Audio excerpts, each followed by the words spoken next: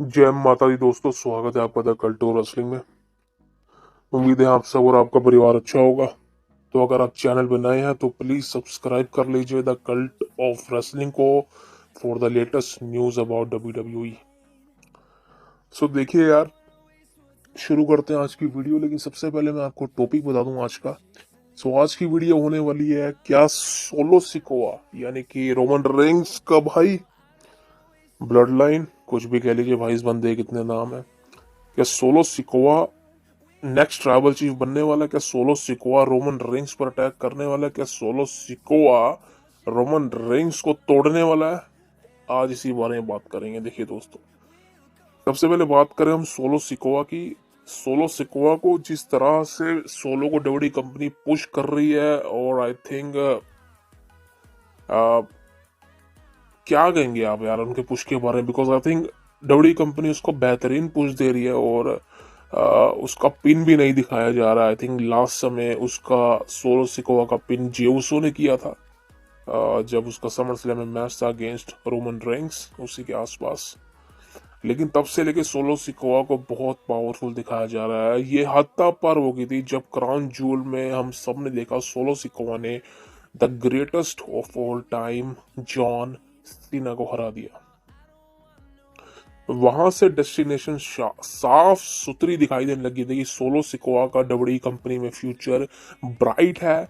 इस सुपरस्टार को एक बेहतरीन रोड मिलने वाला है जहां पर इसको सुपरस्टार फेस करेंगे, लेकिन वो पुश इसको करेंगे।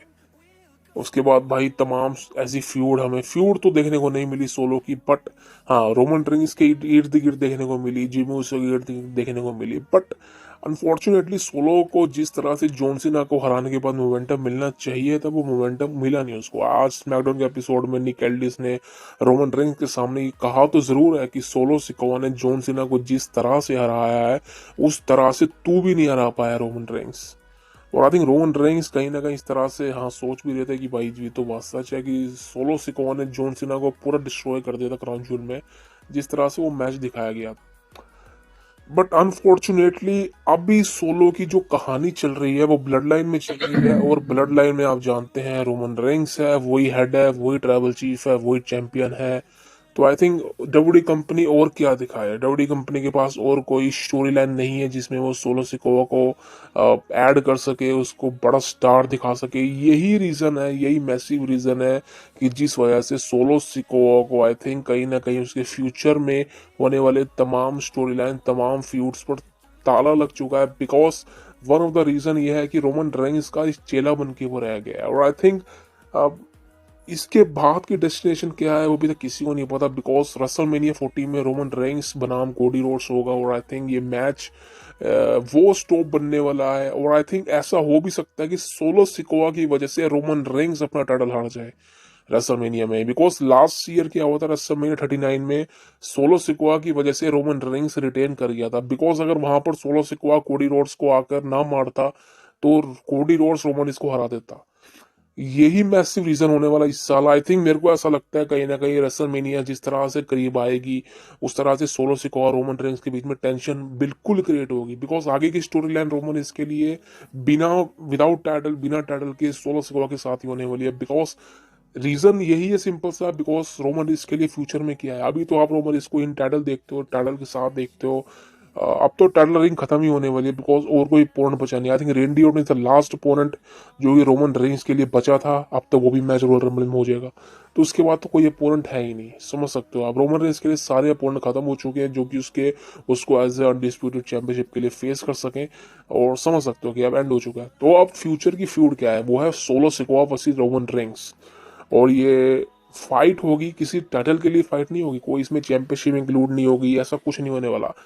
इस मैच में ट्राइबल चीफ जो कि एक खिताब सा बन गया आज की डेट में पूरी ब्लड लाइन में, पूरी डब्ल्यू कंपनी में, उसके लिए लड़ाई होगी। बिकॉज रोमन इसने कहा तो दिया कि ये solo Sikoa next tribal chief बनेगा, बट वो इतना आसानी से नहीं बनने देगा उसको, बिकॉज जब तक वो है।